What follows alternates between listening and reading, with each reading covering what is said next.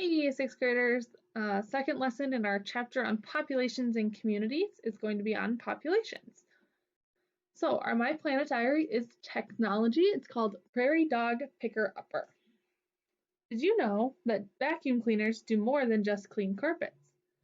Across the Great Plains, farmers are using specially designed vacuum cleaners to help them remove black-tailed prairie dogs from the farmland. Prairie dogs can eat crops, cause soil erosion, and endanger cattle and farm machinery. The prairie dog vacuum uses a 4-inch plastic hose to suck prairie dogs out of the ground at 483 kilometers per hour. The prairie dogs end up in a padded tank, usually unharmed.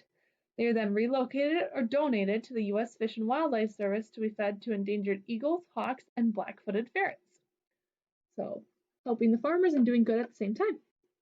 So, two key questions.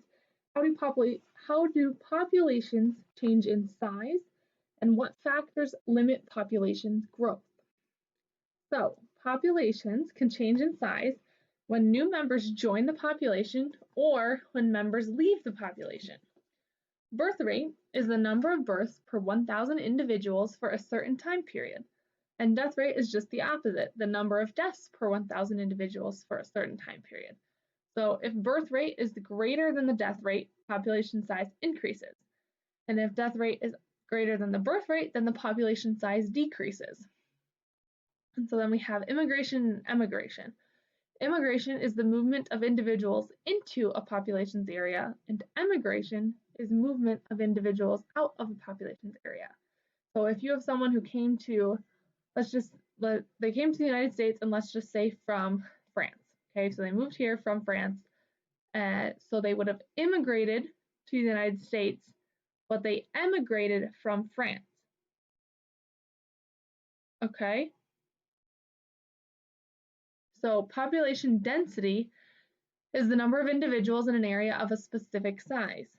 So it equals number of individuals divided by unit area. So next we have limiting factor is an environmental factor that causes a population to decrease in size. So some of these for populations are weather conditions, space, food, and water. Changes in climate conditions, such as temperature and the amount of rainfall, can limit population growth. If we have space, so crowding on nesting shores is an example. So too many people on nesting shores, plants that are too close together. So that's an example. Food and water, so a limited supply of either food or water. Some animals might not survive because if there isn't enough. So then we have carrying capacity, which is the largest population that a particular environment can support. So let's just say that the prairie dogs, which we talked about last lesson, the prairie dog town has a carrying capacity of, I really don't know, so I'm just throwing out a number, 5,000 prairie dogs.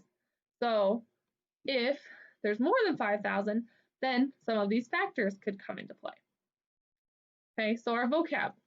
Birth rate, the number of births per 1,000 individuals for a certain time period. Death rate, the number of deaths per 1,000 individuals for a certain time period. Immigration, movement of individuals into a population's area. Emigration, movement of individuals out of a population's area. Population density is the number of individuals in an area of a specific size. Limiting factor, an environmental factor that causes the population to decrease in size. Carrying capacity, the largest population that a particular environment can support. So please complete the Edmodo questions for lesson 2. A good amount of vocab on this one. And let me know if you have any questions. Have a great day.